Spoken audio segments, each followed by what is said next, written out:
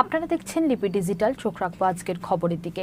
বৃষ্টিতে জলমগ্ন হয়ে পড়ল পুরাতন মালদা পৌরসভার একাধিক এলাকা। দেখুন বিস্তারিত।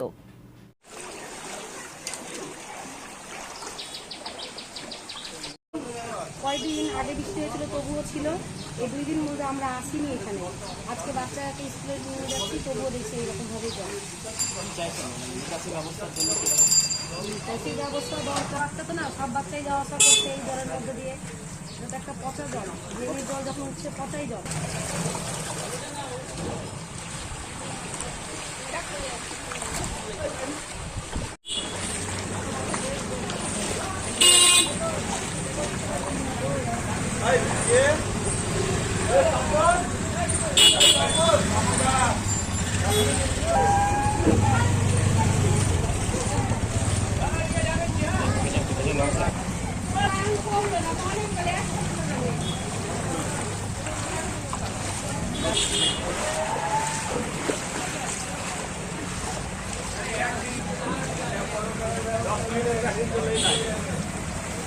মেশিনটা দিয়ে দিচ্ছি, মেশিন দিলেই হবে।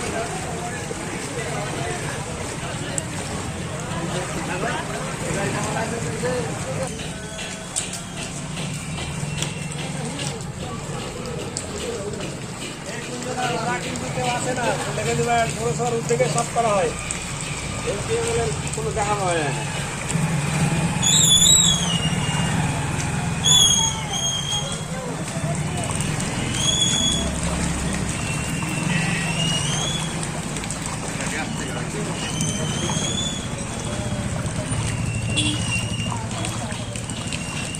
লাইভ হবে আমাদের।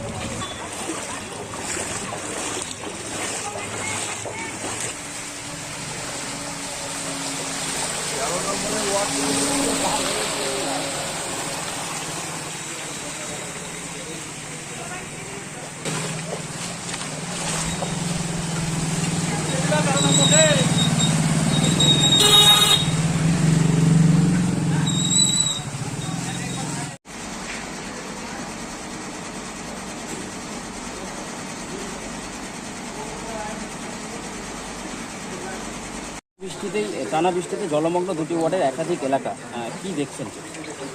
অ্যাকচুয়ালি একাধিক এলাকা নয়, আমাদের 13 নম্বর ওয়ার্ড এবং আপনার 14 নম্বর ওয়ার্ডের যে মাঝখানে যে রাস্তাটা আছে আমাদের চৈতন্য মোড়ের, যেটাকে আমরা কর্মকার পাড়া বলি, জায়গাটা লো ল্যান্ড। আমাদের নিকাশির ব্যবস্থা আছে, ল্যান্ডটা লো ল্যান্ড।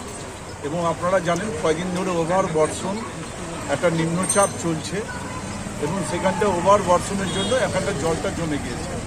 আমরা সেখানটা সরজমিনে তদন্ত করতে এসেছি এবং আমরা দেখছি যে পৌরসভার উদ্যোগে আমরা আজকেই এখানটা একটা পাম্প মেশিন আমরা বসিয়ে দেবো। জলটা এখান থেকে যে জলটা দাঁড়িয়ে আছে সেই জলটাকে আমরা বের করে দেবো।